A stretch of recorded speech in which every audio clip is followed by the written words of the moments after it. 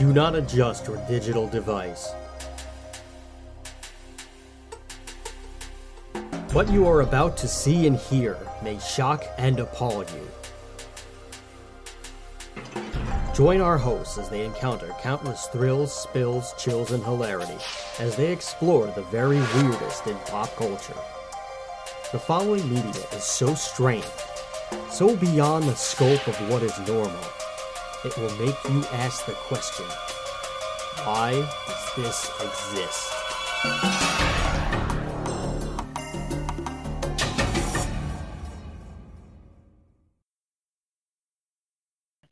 Hello everyone and welcome to another episode of Why Does This Exist? I'm Chris. And I'm Rob.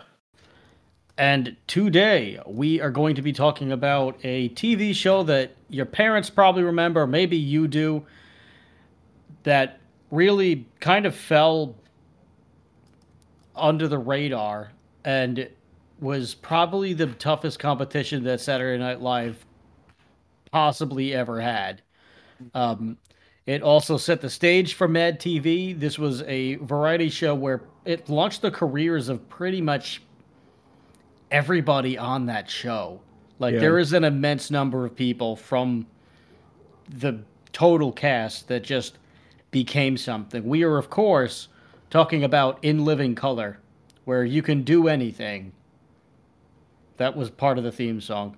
But In Living Color was just a monumental TV show that just really changed the landscape, and it was exactly what TV needed at the time. It was like a real shot in the arm. Just an amazing sketch comedy show that you and I will discover in a little bit. If you don't know what we are Why Does This Exist? We are a podcast that talks about the very weirdest in pop culture, whether it's a strange video game that was just an odd idea on paper, but ended up being a beloved franchise like we just did in Kingdom Hearts, or a strange show like In Living Color, like we're about to do, that revolutionized TV and late night television, or at least like primetime television, excuse me. We get everything. We'll talk about it and we'll discuss. We'll have agreements, we'll have disagreements, and, we act like civil adults, and that's about it. Sometimes we have people on the show. If you want to give us money, that's great. If you don't want to give us money, well, suck it. I don't really care. If you're listening to the show, that's good enough. If you want to subscribe to our YouTube channel, go ahead and do that. I'm not going to force feed you all the bells and whistles or any of the other things. If you care enough, you'll look at the description and you'll find all the links that you need to do whatever it is that you want to do. That's the news. Here's the weather. You are now about to witness the true strength of street knowledge from a ragtag group of rogues. So let's get on with the goddamn show. Tell the good people about In Living Color, Rob. So In Living Color, as you said before, was a variety sketch comedy show, and was very much competition to Saturday Night Live. I never watched it as a kid. It was on Fox, which obviously everybody had because it was like, the network. But I just never watched it. We were both just too young at the time to really even know what the hell was going on if we did watch it. Yeah. Well, I mean, even in reruns, I didn't really watch it. I had heard of it before, obviously, but I just never personally watched it before. But it did, like you said, it launched the career of a lot of people that are very popular today, including the Wayans brothers, Jamie Foxx, Jim Carrey, David Alan Grier. Like it was like a huge thing for J-Lo was one of the backup dancers. Yeah, J-Lo was one of the backup dancers. It was like, for being like, the underground, like underdog versus SNL, it actually was, quite good at launching a bunch of careers for a lot of different comics. And actually, Jim Carrey created a lot of his characters for this show. Yes. Like Fire Marshal Bill, for instance, was one of the popular sketches on the show. Holy crap, Rosie Perez was one of the Fly Girls. Yeah, Rosie Perez was the choreographer. I did not know that. That's a new one. Huh. Yeah. Wow, she's been in everything. Yeah, there's a lot of like huge people that were on this show You know, I bet you that there's like a 6 degrees of like Rosie Perez. Probably. I bet you that's a real thing. And there's probably a 6 degrees of the Wayans family too. I mean, Mama Wayans had 6 kids, so that makes sense that they would each have their own 6 degrees of separation. So Yeah. that's holy crap. I bet you, I bet you everything goes back to the Wayans brothers somehow, and also Rosie Perez. Yeah. Chris Rock also was on a guest star on Actually, oh my numerous God, I episodes. have two. I have three. I have 2 degrees of separation of Rosie Perez. That's crazy. The sound engineer who did some of my voiceover demos, he had Rosie Perez in for a session Oh. because they needed a Spanish speaking person for like some campaign Oh. like years ago. Rosie Perez, however, speaks Spanglish, does not know any Spanish. They Oh. also did the same thing with Keith Hernandez when he was playing for the Mets. And Keith Hernandez also did not speak Spanish. It was some kind of a Puerto Rican like radio advertisement for like the Puerto Rican Pride Day or something like that. So they Yeah. wanted it to be in Spanish. Of course, the two celebrities that they get are the ones that don't speak Spanish. Yeah, there's a So go hilarious figure. there's a hilarious joke in Sons of Anarchy where they're trying to interrogate this Mexican woman that only speaks Spanish, and so they ask Juice, whose real name is Juan Carlos Ortiz. He's one of the members of Sons of Anarchy. If he could translate, and he's like, "I'm a Puerto Rican from Queens. I speak better Yiddish." uh, Anyway, anyway, but yeah, there you uh, go. There's living proof of 6 degrees of Rosie Perez. yeah. So everybody listening, you go home and you think back to everybody you know and you ask them about Rosie Perez. I bet you find somebody who knows Rosie Perez somehow. I'm sure. And the Waynes. I'm sure I know somebody who knows the Waynes. Anyway, uh yeah, so there was a number of guest stars like Chris Rock, Biz Marquis also guest starred a number of times. um Tim Meadows, Ellen Cleghorn. There's just it's Ed O'Neill made a cameo as Al Bundy in a segment. oh, that makes sense. It was on Fox.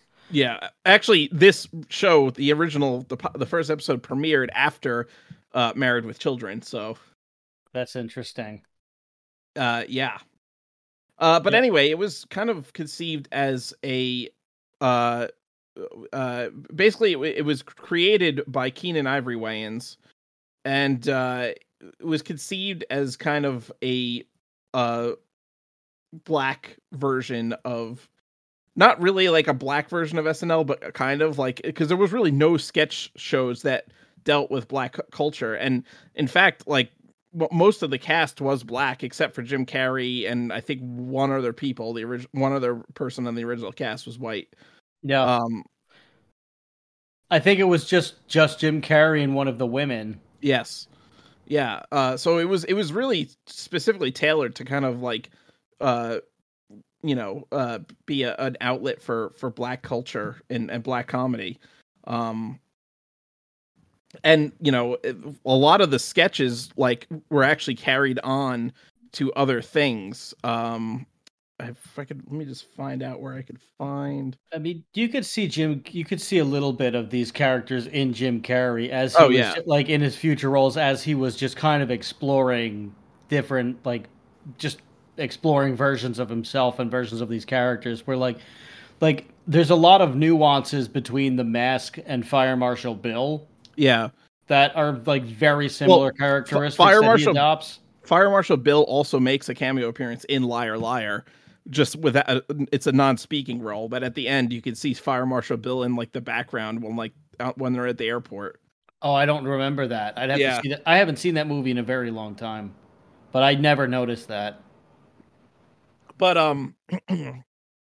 but sketches like the Men On sketch, which was Oh, that's one of my it was favorites. a homoerotic parody of Siskel and Ebert, basically, and with Damon Wayans and David Allen Greer, that was actually carried on to SNL. There was an episode of SNL that Damon Wayans hosted, and they brought back that sketch. So it's like the sketch actually carried on to other things. And then you also had they also did in with the recurring sketches, like there's a number of them. Like I said, Fire Marshal Bill was a recurring sketch. The Men On was a recurring sketch. East Hollywood Squares, which is like a ghetto version of Hollywood Squares, basically. There was there was Arsenio Hall was repeatedly like parodied, basically. Yeah, for some weird reason they chose to fixate on the on like the arse Arsenio, so they gave him a giant ass. I don't know if that would I don't know if they were like low key like just like alluding that he's an asshole. Yeah. And that was that. I mean, that's maybe I would guess that was like a tongue in cheek thing that like made like, and maybe that's how they went about it, but I don't really know because it doesn't really make it sense. It doesn't make any like sense any other way. There was also great moments in Black History, which was later picked up for the Chappelle Show. Yep. Yeah, so my favorite was like Young Don King. That's hysterical. That still cracks me up. Or Homie the Clown is another like beloved favorite because and there was actually a Homie the Clown video game made. What? Yeah. I did not know that. Yeah, so it was a 1993 video game that was only available for DOS. And apparently it's regarded as one of the worst video games ever made. Oh, I'm sure. It actually How could it not be? It was actually speed runned for the charity event Summer Games Done Quick in 2020.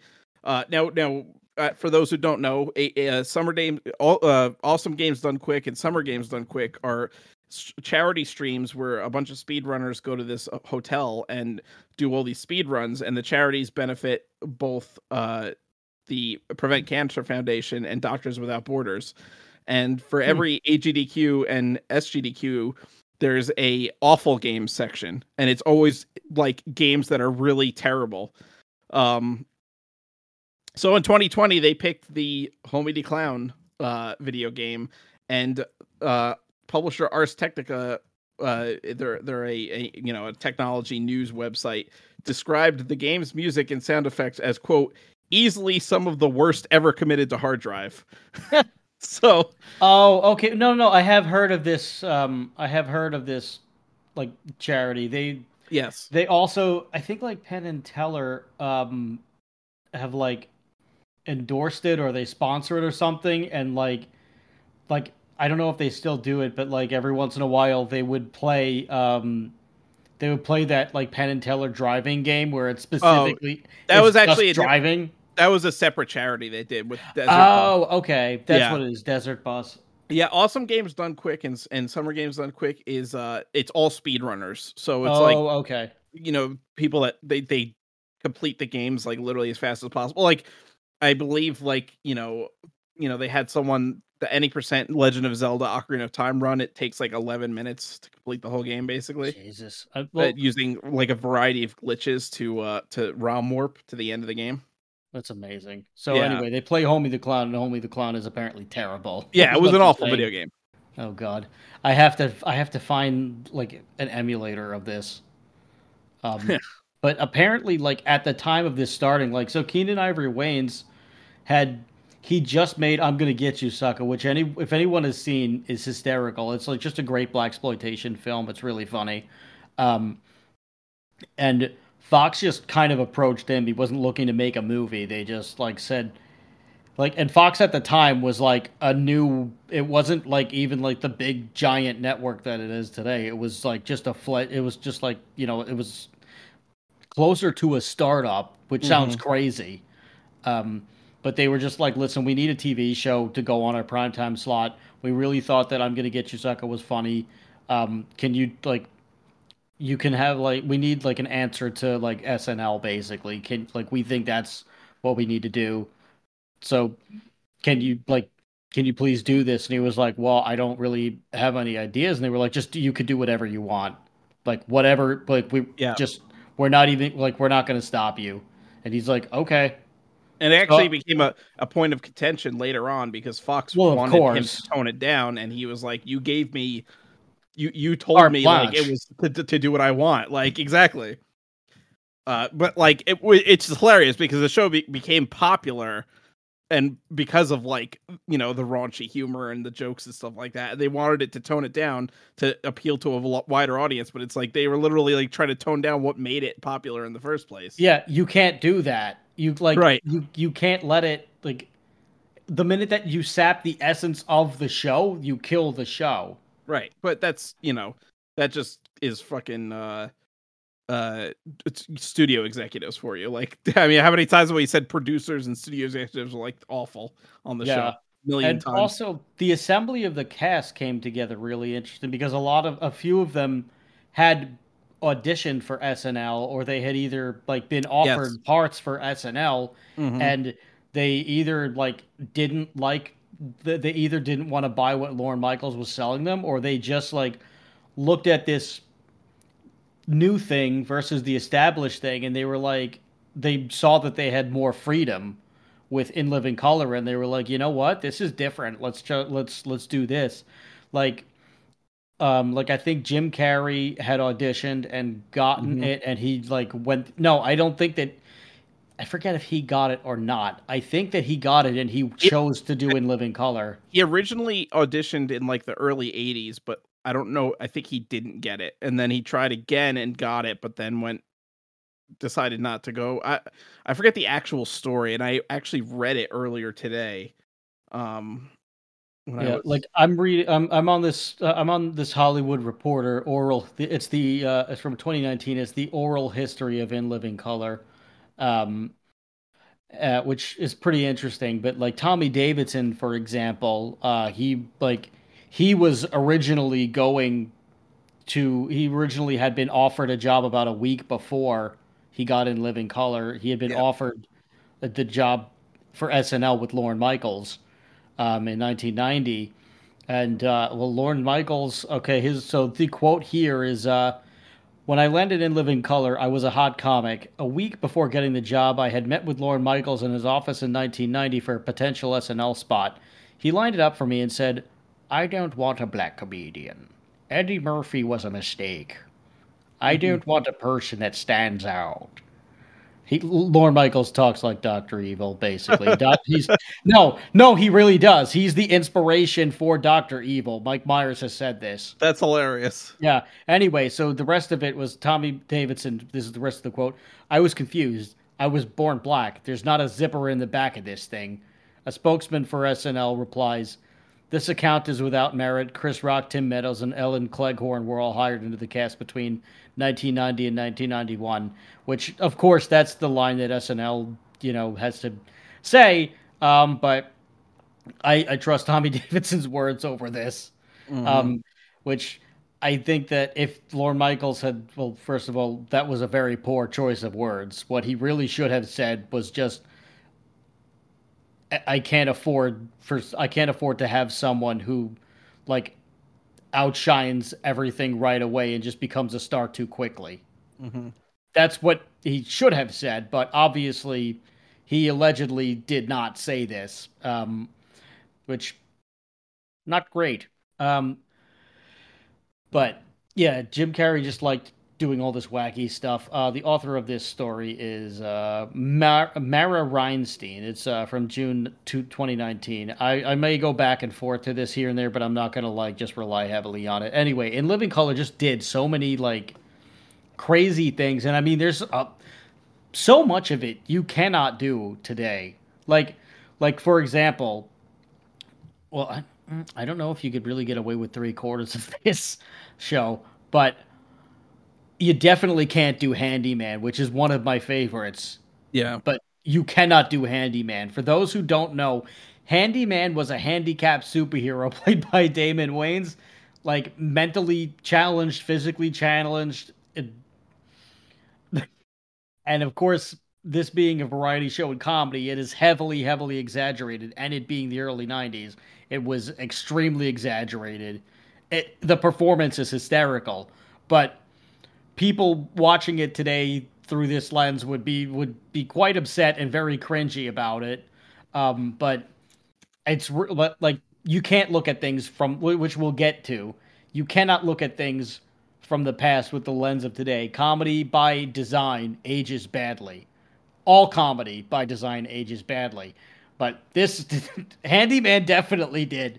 But it's still really, really funny. It's just one of those things where you watch it and you're like, holy crap, I can't believe they got away with this. Well, you know what? I don't agree with that. I think comedy ages fine. I think people get to, because like, comedy in like, like for example, I think it was the Cheyenne or the Lakota had what was called the Sacred Clown. And basically the Sacred Clown just made fun of everything. And if it was something that couldn't be made fun of, then it was bullshit, basically. So like, I think comedy is like really important, and like the fact that like they try to like, I think comedy really is like the at the forefront of like the free speech and anti-censorship movement right now. Oh yeah, more than anything else. It is also the purest form of entertainment. Yeah. And I mean, this is why they had court jesters, and the court jester pretty much was the only one who could critique the king. Exactly. Yeah. So I think that, okay, yeah, there's stuff that some people might find offensive today, but you know what? Those people are just assholes. Yes, I agree with that for sure. So it's like, who cares? Like, I think you could do something like this today. I mean, and I think the perfect example is that Chappelle is still tells jokes that are on the level of this, and he still like packs rooms, and people love Dave Chappelle. Oh yeah, so, I mean, Chappelle is so much more a philosopher in this like second phase. Oh yeah, of his career. Yeah. Like I really more of he does more of a spoken word now than a comedy thing, but it's still hilarious. Oh yeah, and I appreciate it. Yeah. So I think there's people that say, oh, you couldn't do that today. It's like, the people say who like, oh, Tropic Thunder, you'd never be able to do Tropic Thunder today. It's like, yeah, you could if you didn't give a shit about what like people think, because that's like the only way to like fight the stupid cancel culture is to just like say, well, no, I don't give a shit. It's supposed to be funny and it's comedy. Like, fucking grow a pair and like stop being a douche, Yeah, I appreciate that. Yeah, so I think there was an attempt to revive it, but it never materialized. Well, I could see that. I mean, what I meant was, well, really, like, if you pitch that to the censors, it would like the way that it would be done today, the way that it would be, there'd be so much red tape around it that you can't make it. You can't make it in the pure form that it was in. Well, I think you would have to do it on like, first of all, you'd have to do it on a premium service. You wouldn't be able to do it on network TV anymore. That's for sure. That's for sure. You could probably do it on like Max or Netflix or something like that, I'm sure. Yeah, maybe. Yeah, well, Netflix is pretty good about just letting people do whatever they want to do, as far as like, no pun intended there, to quote the song. But like, since you like just given the Chappelle example on how they don't hamstring comedy, no, I think exactly. Netflix would probably be the place to revive it if they were ever going to. Yeah. Not that I think that they should. I think they should leave it as is, but that's probably a safe bet as to like a place that wouldn't tamper with it. I think the only way they could revive it successfully is that they would have to bring back at least some of the old cast. Like Jim Carrey would have to be there. I think David Alan Grier would have to be on there. Like maybe Jamie Foxx, and like get new comics too, like and new people or like up and coming people. But like you'd have to have the originals. I think the originals would make more sense as like maybe they make like the occasional appearances, but they're not the focal point of the show. Because like the point of In Living Color was also to just push all of these like rising comedians. Yeah. And like maybe they were a little bit more underground than someone that or like not as polished as someone as you would have maybe seen on SNL, or like people who were a little edgier than something that you could see on SNL. Well, that's why I think it would have to be a mix of like the old and you would have newer guys. Well, I was gonna say I think you definitely need to keep a lot of the old cast. Yes, but I would put them in more of like a producer writer role, Yeah. and like so that way they could kind of be like the people who would like who like if the network like if like whoever like the service or network if they ever decided, oh, we should like rein it in a little bit more, whatever, like those would be the people who could like stand up to them and say, no, screw you, we're doing this the way that we're doing this. And also they would have like these people have so much money where they would be able to just pull it and move it to wherever they wanted to do and have it be as free as they wanted Yeah. to be. Yeah. Well, So you need to like have that fuck you money. yeah, and all of them definitely do. So they Yeah. need to like. So I think if they revived it in that way, then like if they were there as like the guardians, basically Yeah. of In Living Color, and then the rest, and like they occasionally would like revive old characters, but like, and they would just like push a collective of like rising comics and everything. I think it could be amazing. Yeah. And honestly, I think Jim Carrey would be definitely down for it because he's like kind of like on a different trajectory now with his career. Like he doesn't really do movies as much anymore. Like he's been No, doing the he's Sonic movies because he likes them. Like he's not yeah. doing shit because he needs the money or he wants, or he like trying to impress anybody or like do anything. He's like he just does stuff for fun now. And I think bringing back In Living Color would be like fun for him. I think so. I mean, he's also said that like the Sonic movies are like he would be happy like retiring on them. Yeah, that's true. Um, so and he mostly does painting. He's been doing Yes. painting for like many years Yeah, now. many Where years. like Yeah. that's his like and like art. That's his main thing is just painting. Yeah. Yeah, So actually, he was on a really interesting episode of Comedians in Cars Getting Coffee. I think it was Uh, the first one. yeah, it was a good one. It was Yeah, like, and it's one of my favorites. he is a strange guy, that's for sure. Oh Like, yeah. If you've ever watched the Jim and Andy movie, you really get inside of his head a little bit, and it's yeah, really fascinating the stuff that he had to do to be Andy Kaufman, hmm, and it kind of that role kind of took a piece of him. yeah, But we could get more into that when we eventually do like a Man on the Moon episode because I think we really should. yeah. That would be another truth or whacked because there is a large group of people that believe Andy Kaufman did not actually die, that he faked his death Yeah, as the and that ultimate he Andy Kaufman joke, basically. yes, and that he poses as Tony Clifton. Yeah. So that Yeah. would be a good truth or whacked to do for that episode also. Oh yeah, that would be cool. Which we haven't done in a long time. But No, anyway. I was actually thinking there is a truth or whacked we could do for this episode. Oh. Yeah. All right, Uh, we'll save it for the end. I'm going to save it for the end. Okay. Well, anyway, so like so again, In Living Color constantly pushes the boundaries. Yeah. Like And there's no especially for going up against a monster such as SNL because SNL really ruled the sketch comedy space for going on 50 years now. yeah. Uh, Well, I think it is 50 it's years got to now. be at least. Yeah, it was the early 70s I think when it started. Yeah, I think it's either at 50 or 51. Yeah. So and it's been like a monster. Like, SNL was like pretty much like the place to you had to go if you wanted to be a successful comedian. Is it like that was Mhm. where you paid your dues, was on SNL, writing, Yeah. getting your jokes stolen by everybody else basically. Oh yeah, it was a brutal war zone. Yeah. SNL. Yeah, and many comedians will say that and tell you how bad it was working on Oh yeah. SNL, and it really was a poisonous, toxic environment for comedy. And a lot of comedians say now it's like so much better now because there's like a camaraderie amongst comedians and people aren't trying to steal jokes or like stab you in the back like they did on SNL, back in the Yeah, day.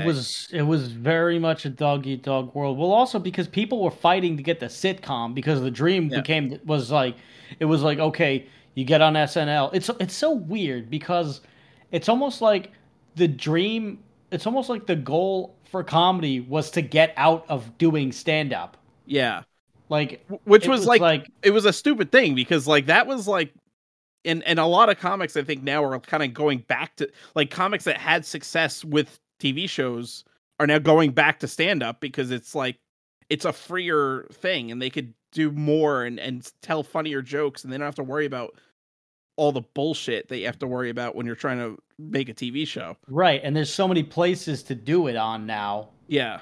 So it's like, and their name is big enough on its own where like they just could start a YouTube channel tomorrow and get millions of subs, and then they could just put their specials on there, and who cares? Yeah. But it is just really fascinating because the old way was like you would do stand up, you would you would do stand up, and a lot of them and a lot of comedians would use that as a springboard to either go onto SNL or and then get a sitcom or go into Hollywood and become a successful actor. Right. Where like it's almost like someone who decides that they want to be a wrestler so that they could become an actor and just automatically get into like big Hollywood things, which you can do that, but there's other less dangerous ways to do that. Yeah.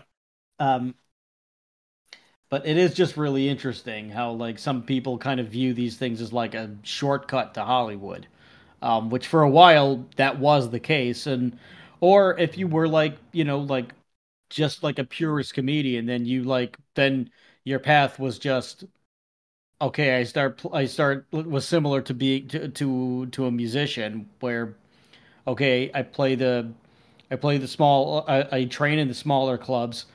I start booking bigger rooms. I get to, I get to a big venue. I start touring with other comedians, and then eventually I'm headlining arenas. Like that was that trajectory. So it's just interesting how like there were almost kind of two opposing pathways with comedy back then. And not to say that that's not similar, not to say that that doesn't still happen, but I think, like you said, there are more comedians staying in the stand-up world or going back to stand-up. Yeah. Yeah. That's it's becoming I think we're kind of like in a comedy renaissance right now. Yes. A little bit, which is good. It's a good thing. Yeah, but also, I mean, just the other stuff with In Living Color is not even just like how it's not even just that it pushed the envelope. Yes, you can push the envelope, but it was how they pushed the envelope. Yeah. Because these weren't, you know, and it's who the audience was, who the target audience was. It was like this was positioned for like the average like if SNL was supposed to be like the sketch show for everyone, this was like this was like this was the kid who was in detention. This was for like the average everyman and woman and child, I guess. This was like if SNL was for the nuclear family, and Living Color was for everybody else. Yeah. Well, and also it was just raw and pure. I think it was more like it was just more pure. Like it also dealt with variety show that you get. It also dealt a lot and parodied a lot of like race relations. Yes, at a time where like race relation tensions were at an all-time high at that point. I mean, probably not as bad as they are now, but they were definitely high because you had just had the Rodney King incident and also, the O.J. Simpson trial was going on. That was another big one. And so there was a lot of like shit going on. The L.A. riots. Oh yeah. And so like it was able to kind of like bridge the gap a little bit and like parody race relations and make fun of it. At a time where like there was a lot of tension. And again, that's why comedy is like really important because it like. Again, it's like goes back to the sacred clown of like, if there's something that you can't make fun of, then it's probably bullshit, So, when people say, "Oh, you can't make fun of that," then okay, this is bullshit. Then that also means that you should probably make fun of it. Exactly. But but also like the talent, the cast was like just incredibly diverse. Like we said, like it only had like two white people on it. Yeah. Everybody was largely like either black or Hispanic, and like it was just such an amazing melting pot to see. And they gave everybody like just free reign, do what you want, get as crazy as you want. Yeah. Um, like there are no holds barred, and it also introduced people where like it introduced people to like more urban artists, so like more like rap artists and stuff like that. Yeah. So it really like this tapped into what everybody wanted to see. Yeah. This was what people were really thinking. This is what people really like. This was what resonated with every person. They were like, and also I think the characters like a lot of people could resonate with too, because like okay, maybe they don't know like a deranged birthday clown, but they definitely know somebody who's crazy like that.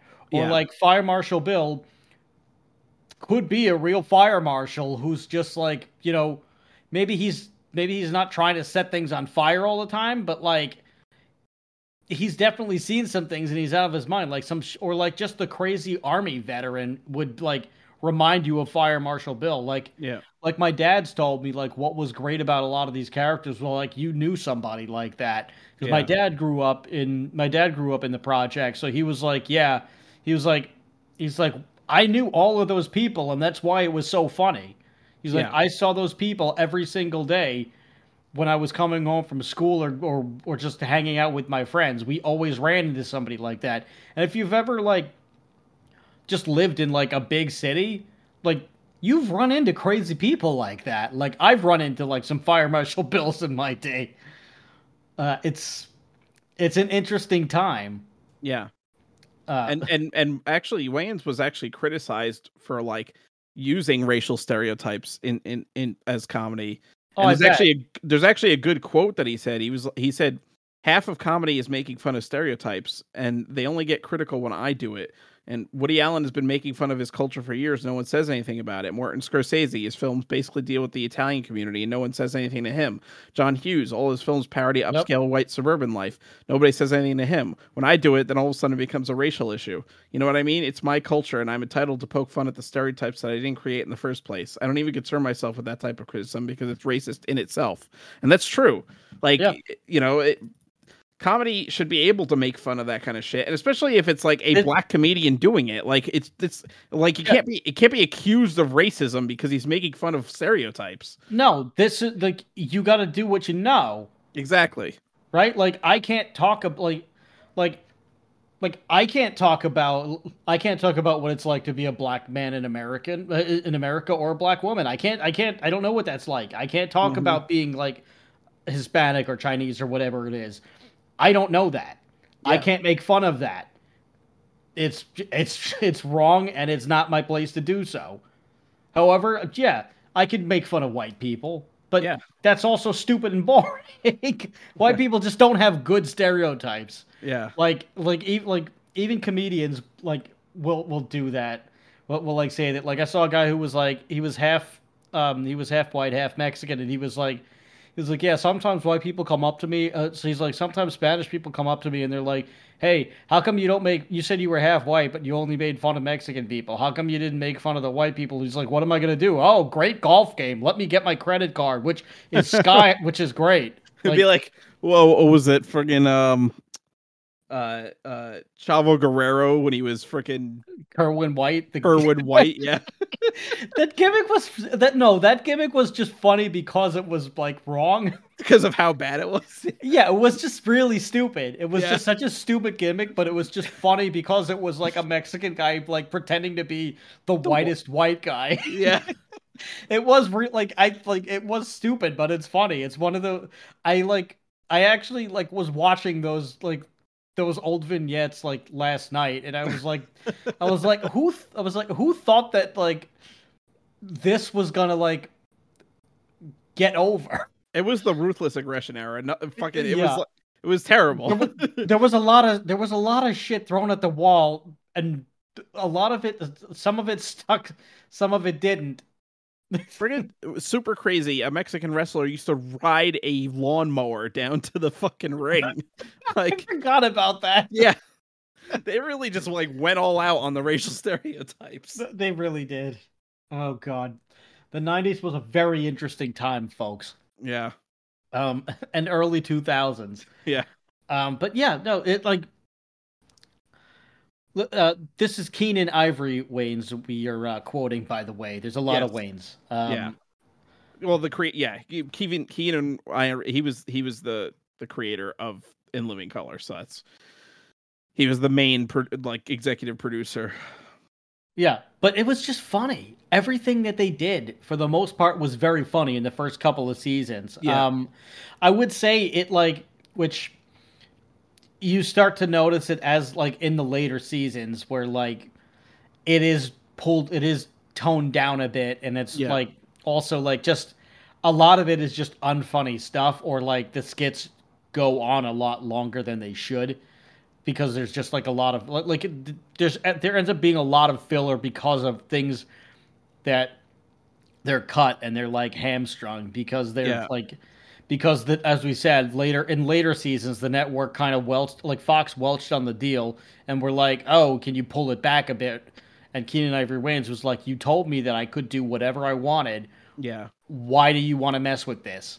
And he actually ended up leaving the show over Yes, he that. did. And the rest of the Wayans also tried to leave the show, but they were contractually obligated to stay on. Yeah. And I believe the show ended when the rest of them left, basically.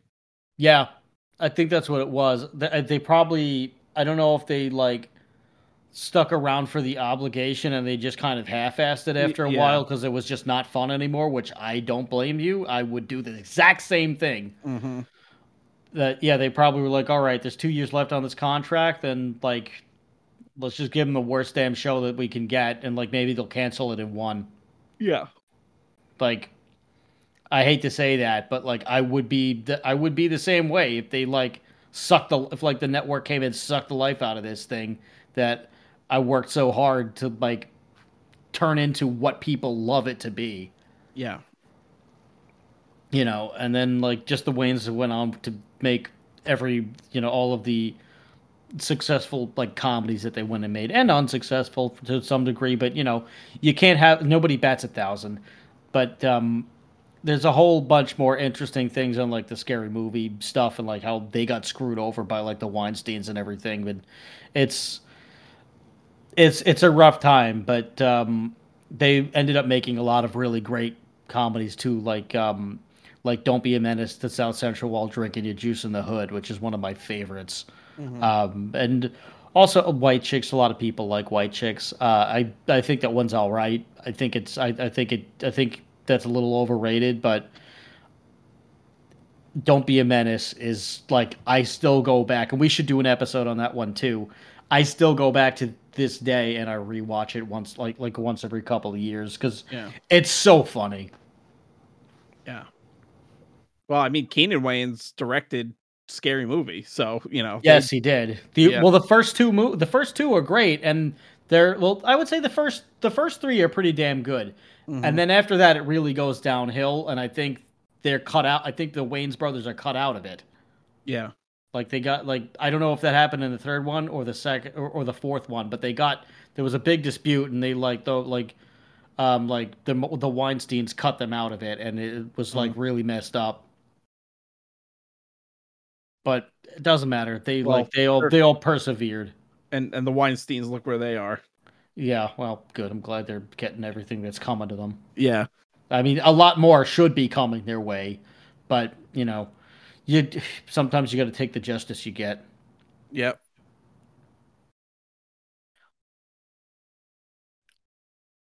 Anyway, so overall, uh, great show, great cultural, kind of show, for the early '90s. Could it be done today? Probably, but it would not be done on network TV. That's for sure. Uh, No, like we said, you'd have to do it like you'd have to just get like a streaming service that understands what it's supposed to be and just let them do whatever they want as intended. Yeah.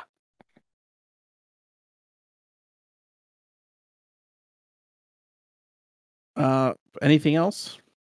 Do we have any other? I don't think so. I don't know how are you introduced to In Living Color? I have just heard of it mostly because I knew that Jim Carrey was on it. Uh, that was really the only way that I like know how I knew about it, basically. Um, Obviously I might have like seen it in.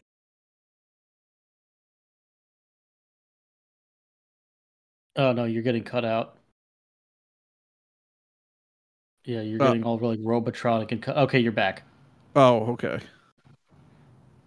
Anyway, you I'm, might I'm have seen it go on. Yeah, in syndication, but that's pretty much about it. I really only knew about it through like knowing that that Jim Carrey was on it when in his early in his career. Okay. I I had gone over my friend Lewis's house, who like I was introduced to a bunch of obscure stuff through my friend Lewis because which who had discovered it around the same time, and we ended up like watching a bunch of stuff. That's how I got into Monty Python and things like that. Um, I think his parents bought. I think like it was when the DVDs first got released or something in like the early 2000s, and one of his parents bought it, or they had a cassette tape of it, and he found it, and we just watched it because we were looking for a random thing to watch that he just had, and he was kind of like, I didn't even like, I don't know what this is. Let's watch it. Like, like my mom said it was funny, or my dad said it was funny, or whatever, and like we sat down, we watched it, and it was just hysterical. It was the Don King episode, Hmm. with like young Don King, and we were like, "What the fuck is this?" Yeah, And like we loved it. yeah, I mean, his dad has a bunch of stuff like that. Like his dad has Benny Hill cassettes, and like I loved Benny Hill. yeah, But yeah, we just got into a bunch of like really interesting like things there. But yeah, just finding a random cassette or DVD, and we just watched all of them. I think we found the cassette, and then I think we found the cassette, and then he had seen a commercial for the box set, or he was browsing Best Buy, and they happened to come out with the box set of the first season. So, like, then somehow he bought it, or like we were like teenagers at the time, so like either he got his parents to buy it, or his parent, or like one of his parents wanted it for like their birthday or Christmas or something like that. But hmm we ended up like just he ended up just getting all of them, and like every once in a while if I like every once in a while we like if I went over we would like just watch it. nice, But nice. yeah, just such a great show. Yeah, So it's so damn funny. And I think we had also just like downloaded a bunch of them on like LimeWire or something like that too, yeah, which now you can find a bunch of them on YouTube. And I think you can buy it on I think like you could watch or like rent it on like Prime. I don't think there's anywhere else to do it, but you could just find like like straggler YouTube channels that just like rip it. You could probably go to like you could probably find it on Daily Motion too. Like that's still like an under the radar place to get stuff. yeah, But all right, do you want to do we want to revive Truth or Whacked yeah. We now? haven't done one in a while, All so right. and this one is relevant. It's relevant to this episode. I don't have my old laptops anymore, or so I don't have the theme song thing. But Oh, but well, that's okay. da da da. Dan dan dan dan.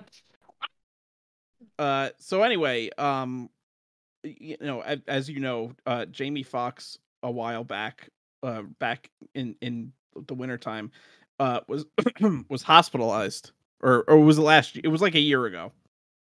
He was hospitalized, and it was very hush hush about why. They didn't say like what was going on with him. He was in the hospital for like 2 weeks or something like that, and whatever. And then he came out, and apparently there is a big conspiracy online that the Jamie Foxx that is now like out, and I saw a video on this that actually was kind of freaky because they actually pointed out. So they're saying that the Jamie Foxx that's that was released from the hospital that we know now is actually not Jamie Foxx. It's a lookalike, and that the real Jamie Foxx died. And basically, and it's weird because you look at like he actually does look different than from he did from before when he went in the hospital. Now, of course, he could have like lost weight in the hospital. He was really sick, so you don't know what could have happened to him while he was in the hospital. But there was actually a video that actually I'm going to see if I could try to find it. If I could try to find, because actually like compared what Jamie Foxx looked like, and his like hairline was different and stuff, and like his skin tone, it was weird. It was kind of uncanny. And I don't know. It's a clone. Yeah, which I think that's why he did the They Cloned Tyrone movie, as like it's almost like a parody response to it. Yeah, well, he laughed it off, and he's obviously said he's not a clone, and people that know Jamie Foxx that are friends with him have like obviously vehemently denied. Like Ice-T came out and slammed the accusations, and Ice Cube did like. But it's just an interesting thing. So the conspiracy apparently starts like around the time he got a COVID vaccine. Yeah. So like they say that like it left him like paralyzed and blind from like whatever was in the COVID vaccine, which we are not going to talk about any like we are not going to talk about anything like that. We're not getting into any of that shit. So if you were hoping that like I'd like to know what these guys have to say about it, you ain't going to get that. Yeah. We know better than to get politics involved into any of this shit. This is just a show where like two morons talk about dumb shit that like so that you could feel better about your day and like not worry about the stupid shit you got to go through on a regular basis. So there's that one being nipped in the bud. Yeah. Speaking of buds, our bud Jamie Foxx. So the rumor goes that he like he like went to the hospital after taking a COVID vaccine. Terrible things happened. They cloned him, and like the clone is running around. Yeah, basically. In a nutshell. Yeah. I don't know if they literally mean that they literally cloned him, or if it's just like they made like a body double or something. Yeah, they made like a body double, basically. Basically, they decided to take like elements from the plot of Bubba Hotep and just do that. Which that's another one we should talk about at some point. We're getting a list today, people. Anyway. Yeah, but I think it's I don't know. It's one of those crazy fucking conspiracy theories. Like, it was like there was always like the big theory that like Paul McCartney died and like and Abbey Road was like the basically hinting at that because he was barefoot or whatever. Like I don't know. And then John looked like Jesus, so it was like Jesus leading him away basically. So there's always like celebrity rumor deaths, and like you could believe them if you want. I think they're fun conspiracies, but I don't think there's really much merit to this one specifically. No, I mean, I think of course he's going to look different because he was sick. He was very sick in the hospital, so he probably lost some weight. He probably got like paler because was it like sitting in a hospital bed for weeks?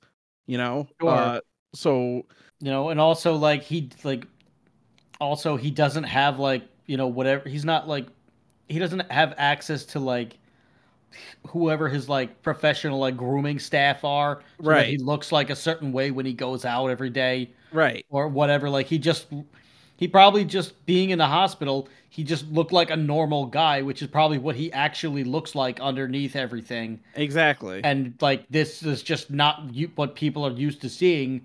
But if he wasn't like a famous guy or anything, or like a big rich celebrity, this is probably what he'd look like.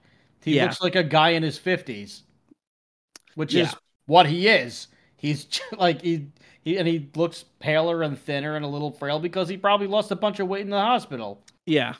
Like I think this is pretty open and shut that it is I definitely just a crazy conspiracy. yeah. I don't think that I don't think it's a whacked. I think it's a No, truth. I think it's a truth too. I don't think it's a whacked in this case. It's it's pretty Occam's razor. The answer that makes Our good pal Occam. yeah, the answer that makes the least amount of assumptions is usually the right one, and I think you have to make a lot of assumptions to try to say that Jamie Foxx died and was cloned, or there's a body double running around, and why would they do that in the first place? You know? Yeah, I also like. I feel like they only do that stuff with like world leaders and like Exactly. I was stuff gonna say, like that. like if it was like Hitler, I and they said Hitler like was a body double that actually died, and the real Hitler escaped. Okay, that might have some merit to it. Why yeah, would they fucking that would be scary. I hope that that's not true. I hope that's not true. Why it could have. Who knows? Who knows? Uh, He could have they lived out never at the. found. He could have. That's true. They did never find the body. Yeah, He that was could have. burned. The Russians burned his body Yeah, basically. So he could have lived out his days in Argentina as some other guy yeah, named like Hans or whatever, or yeah, maybe just Joe, just a Joe, Joe, Joe just Schmo. yeah.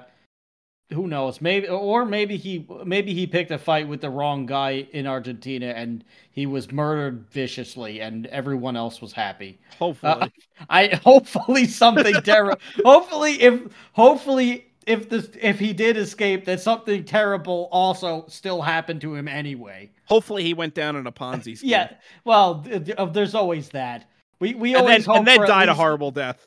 yes, at least the Ponzi scheme. Yeah.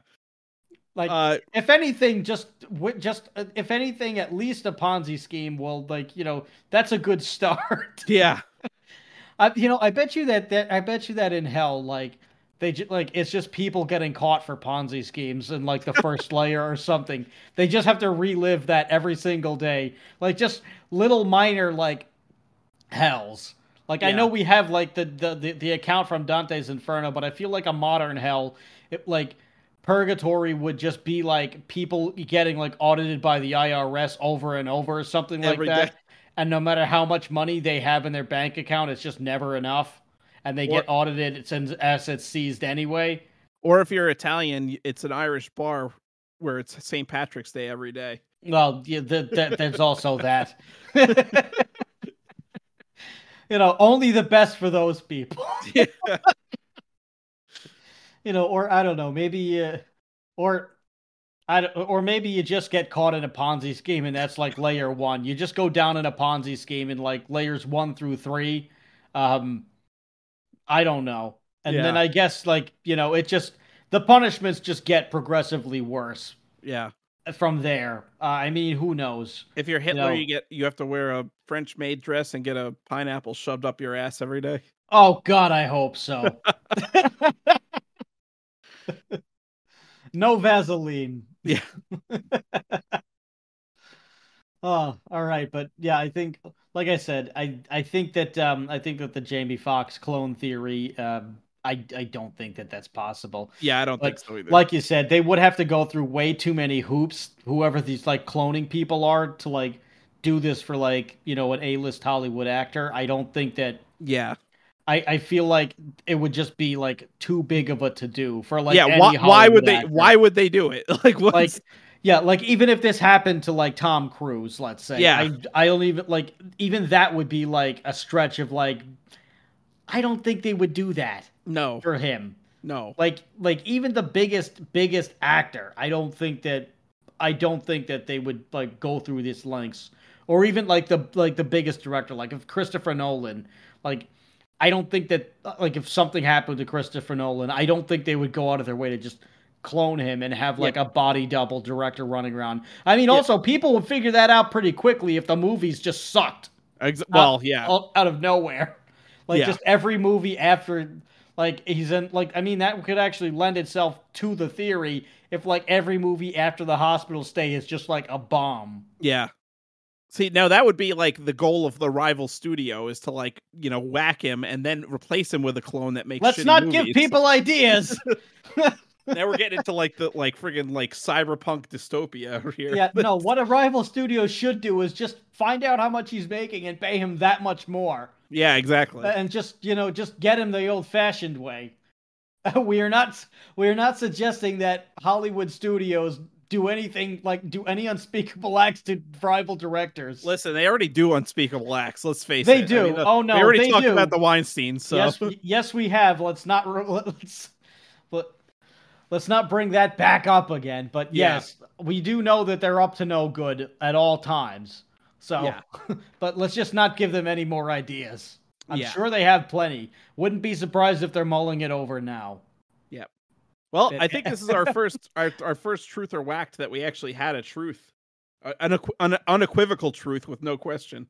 I think so, and I don't think that. I mean, I think that most of the listeners don't even remember what the hell a truth or whacked was because they're probably all new. They probably maybe one person, maybe Alex or special guest Tom. Yeah, are like the two people who are still listening to this thing. Anybody who's a new listener, go back and listen to the old episodes, and Edgar Allan Poe is one that comes to mind where you'll hear truth or whacked. Yep. And I don't remember which one we did the Stanley Kubrick one. Did we do the Stanley? I'm pretty sure we did the Stanley Kubrick yes, we did do the Stanley Kubrick one. Yeah. It was wasn't it on a Stanley Kubrick film? Or was it something else? Oh, it was the Clockwork Orange one. Yes. Yeah. Okay. Yes. Yeah. For Clockwork Orange, we did the Stanley Kubrick. So yeah. Okay. So that would make sense. That was probably the last one we did, actually. It may have been. I mean, there's only so many. We also have one on like what really happened to Eazy-E. Yep. Which you'll have to dig back and figure out that one. I don't remember which episode it was, but yeah, there's plenty of truths and there's plenty of people who got whacked. And we'll get to the bottom of that. Yes. I feel like that also could be its own podcast if we decided to do a spinoff where it was just different truth or whacked. Yeah, where it was just like a monthly like conspiracy theory podcast where we just go into things like that. That might be fun. But or maybe we'll just keep it as a segment on here. Hey, if you actually listen to this goddamn program, why don't you leave a comment on our YouTube channel? Like, comment, and subscribe. Yes, and just say, hey, Truth or Whack should be its own show, or no, I like it as a segment. Maybe we'll do a poll, but no one cares about polls. The only people who cares about polls are old people. They're the only ones who are being polled. If any election will tell you that it's just old people who have nothing better to do. So I don't know if that would work. But maybe our audience is only old people. I don't know. I don't care. Whoever listens to the show. Thanks. Thank you. Keep listening. We'll probably get better, or maybe we'll get worse. Depends on who gives us money and how much. Exactly. 10s and 20s. 10s and 20s. Remember, if you give us $10,000, we'll undoubtedly get worse because we'll have to review Lulu. Yes. Well, whatever you do, I guess don't do that unless it really warms the cockles of your sadist heart. Yeah. Then go ahead. But this has been Why Does This Exist? I have been Chris. And I've been Rob. And remember, question everything. Good night, everybody.